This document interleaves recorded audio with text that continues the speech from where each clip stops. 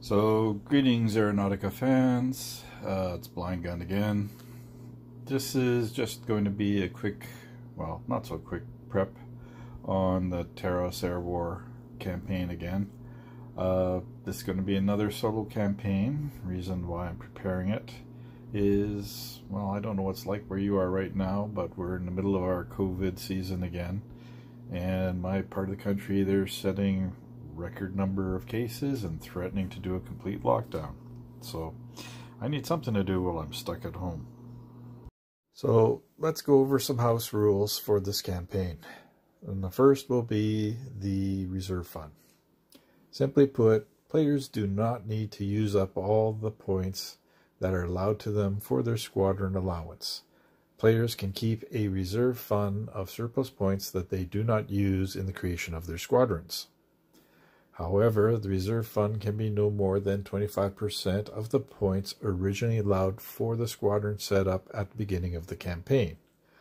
So for example, 200-point squadrons, the most you could have in your reserve fund to start off with is 50 points. Now you'll be using this reserve fund to buy one-time weapons, or when you're replacing aircraft, extra options that you didn't think you needed when you did your initial squadron purchases. Second rule is going to be the rule that allows you to purchase extra weapons on a mission per mission basis. Players can use reserve fund to purchase additional weapons that are available to their aircraft. These would be things like bombs, missiles, rockets, etc. Things that come on additional weapons cards or show up below the picture of the cards in the manual. The reserve fund cannot be used to replace the main weapons associated with the base cost of the aircraft. Main weapons, those are things I'm referring to that are hard mounted and appear on the larger aircraft cards as part of the aircraft, either from the decks or the pictures of the cards in the books. After the mission that they were purchased for, the additional weapons purchased this way will be lost, whether the plane was shot down or not, whether the weapons were used or not. If you want to use them in the next mission, the player will need to buy them again.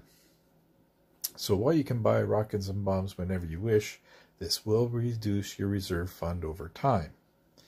This was intended to allow a player, for example, to buy air-to-air missiles for one mission, and then later on in the campaign purchase air-to-ground munitions without having to replace the aircraft completely using the old attrition rules. The rule does not apply if you purchase the additional weapons at the time you were creating your squadron or buying replacement aircraft.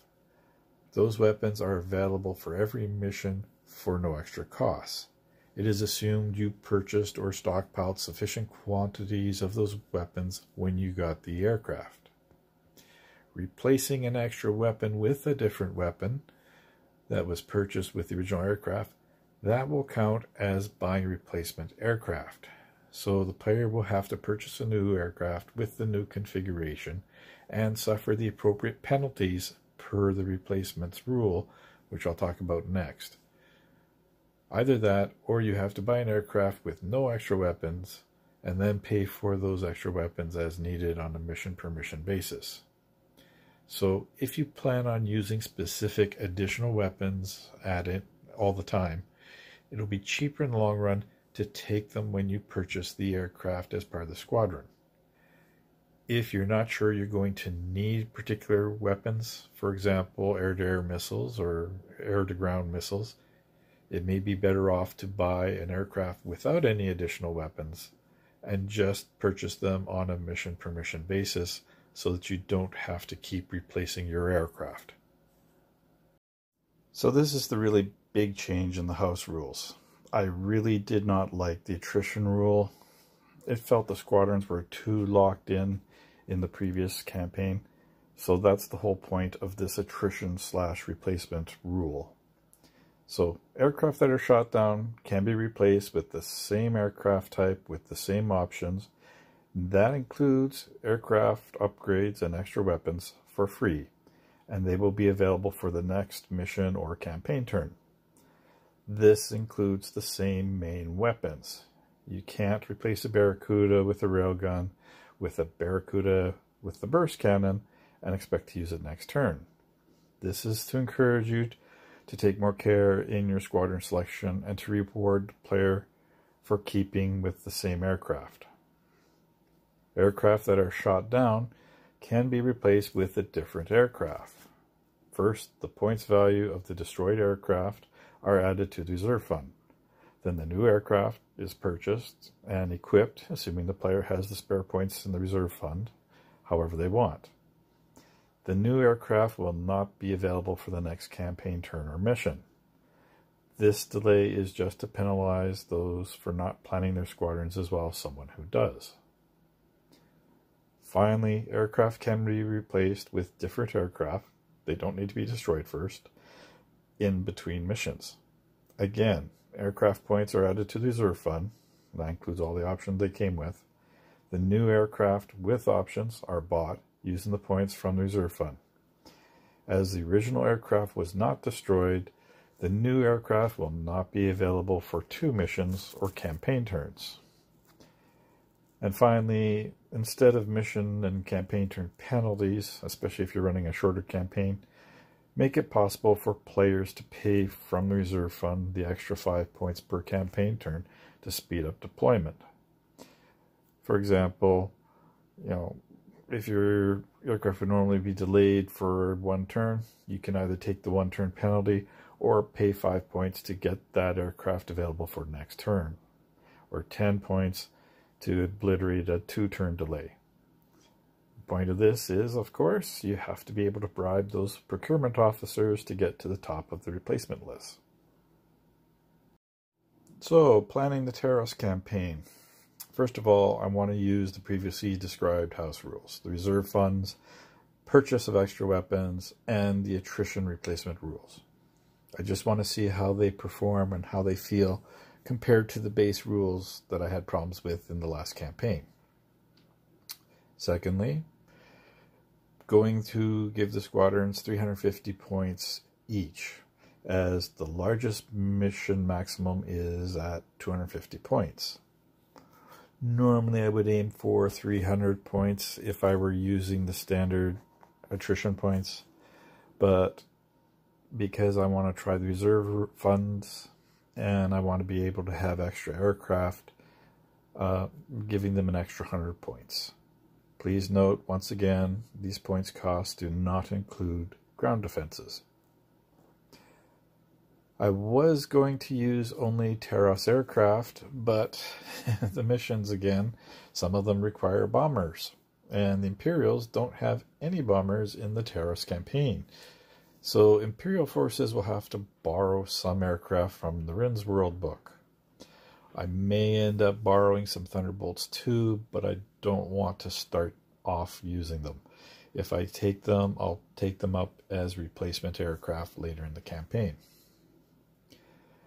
Finally, going to use 12 hex by 9 hex wide map sections for the rolling area engagement rules. Simply put, the 12 by 12 that GW recommends, you can't do that with their basic campaign maps. You'd either have to build a custom map or horribly mutilate the cardboard maps. And I don't quite have the money to justify that. Another option I might do, because I haven't tried yet, is instead of just 3 sections of 12 hex wide, 9 hex long, I'll do 4 sections of 12 by 9, which would be the same as 3 sections of 12 by 12. It's something I'll have to think about. Finally, instead of automatically going first like I did last campaign, when a team wins initiative and the roll-off, I will try to make the best decision for that side as to which to go, whether to go first or not. That was a horrible issue with the orcs in the last campaign. They were winning initiative, and you take one look at the map and the configurations, and you know you didn't really want to be first. So I'm going to play it more logically than I did in the original campaign. So here we are. I've started creating squadrons for this campaign. Looking at the squadron list, again, I decided at 350 point squadrons with the idea of keeping around 50 points as part of the reserve fund for the Imperials. Now, there are bombing mission, and Taros campaign book does not include any bomber class aircraft for the Imperials, so I took 2 regular Marauder bombers with armored cockpits from the Ren's World book to fulfill this role. For troop transports, I chose the Vendetta. 1 point more than a Valkyrie for an extra las cannon. Why wouldn't I? When I made my models, I made one with rocket pods and one with extra las cannons. So we'll see which one does better in the long run. As for fighters, there's lots to choose from. I decided from the beginning to give all the fighters infrared targeting, as there are a number of missions in the Taros campaign with either the weather or the night rules included. This would critically affect the shooting at mid-range. Once again, this is where the Imperials are the strongest. You don't really want to hamper them that badly. So, for my fighters, I took 2 Lightning fighters with the standard las cannons. I'm not sure how good the limited number of shots will work, but also the sprues will only allow 1 fighter with las cannons per 3 fighters. The other options are 2 or 3 multi-laser armed fighters.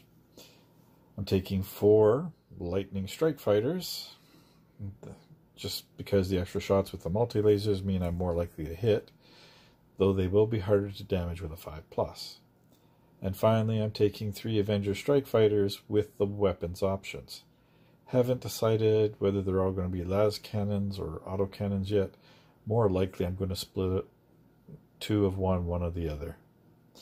And I'm more or less going to try the Avengers out and act as impromptu bombers whenever I can get away with it. That leaves me a total of 41 points in the reserve fund.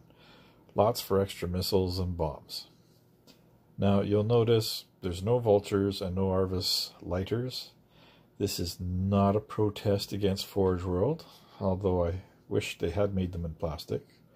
I just don't have any Vultures assembled or ready.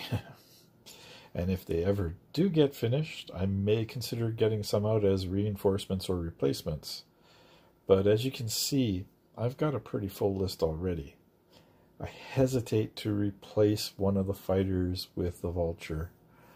I could see maybe replacing a Vendetta with one of the lighters, but I prefer having something a little more robust than the lighter to begin with.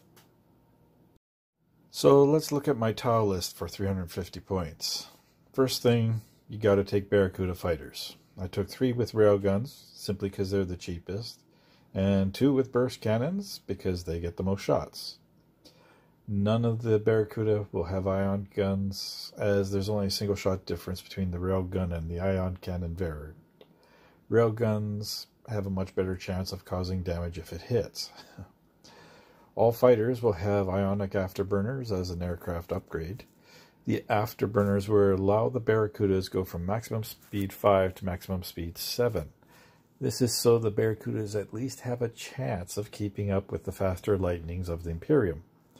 More importantly now, the Barracudas can now accelerate and decelerate 3 speed instead of 2 speed. That can be critical, especially if I want to start doing dives to catch up on speed. Next, I purchased 4 Tiger Sharks, 2 with the Swift Strike railguns, 2 with the ion cannons. None with the burst cannons as the main armament. They're just too expensive at an extra 8 points over the basic Tiger Shark. The ion cannon will have more shots at short and medium range than the railguns. That's really the only difference I see between them. All 4 aircraft will have armored cockpits. The armored cockpits will allow a 6+ save on damage, hopefully extending lifespan of the Tau heavy flyers. As there are a number of missions with night and weather rules, I gave all the Tau flyers infrared targeting, as all the aircraft have their maximum power at medium range and almost nothing for short range. Tau flyers have lots of weapons, but they have limited number of shots on each, and I just don't want to downgrade the number of shots. As well, I purchased additional weapon drones for all the Tau aircraft. I'm going to start off with long-barreled burst cannons on everyone, but as these are considered additional weapons, we can swap out the drones for cyclic ion cannons later if I find it's necessary. Finally, in the list I got 3 Remora drones. These are more filler slots to help with awkward point allocations in the missions, and as cheap escorts for the Tiger Sharks when required. Also, I just wanted to try them out. I would like to have taken a Tiger Shark AX-1-0 with the heavy railguns, but I just couldn't swing the points in a way that left me enough aircraft and the points in the reserve fund. I do think I could end up dumping one of the Remora, or maybe 2, and a Tiger Shark to get a Tiger Shark with the heavy railgun, but we'll see what happens with the list as it is now. You'll notice I only have 23 points in the reserve fund, as opposed to what the Imperials have, and that should be fine as Tau aircraft come pretty much fully loaded with both upgrades and additional weapons. The only real expense I can see are buying extra Seeker missiles at 2 points a plane, and they only get 1 each, and purchasing different replacements rather than the same aircraft through attrition. If I find I'm going to need more points in the reserve fund, I will probably start sacrificing Remoras from my list. So how long will the campaign go? I'm going to plan on doing all these missions at this point. First of all, Ambush, Breakthrough, and the Straggler missions. They all come from the Skies of Fire Starter scenario pack. The Skies of Fire Starter missions are a fold-out that came with the Skies of Fire box set. Hopefully at some point GW will post them somewhere on the website. They're basic missions, and it will help get the points started and the experience started on the flyers.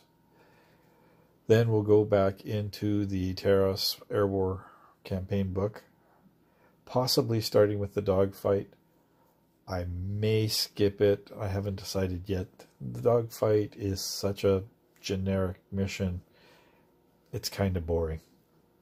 Then we'll do the chase, the subterranean assault, the Sky Fortress attack, and the Canyon attack run, which for all intents and purposes, it's Star Wars and the X-Wing in the tunnel again. So that's it for the campaign overview for now. As you can see, I got lots to paint here. You'll be happy to know that the 3 rows of Imperial Navy fighters at the top of the picture have already been primed, and I started painting them. And I've primed the Tau Tiger Sharks. I'll just have to put aside the Space Marine stuff for a later date. Anyway, everyone, take care out there and be safe.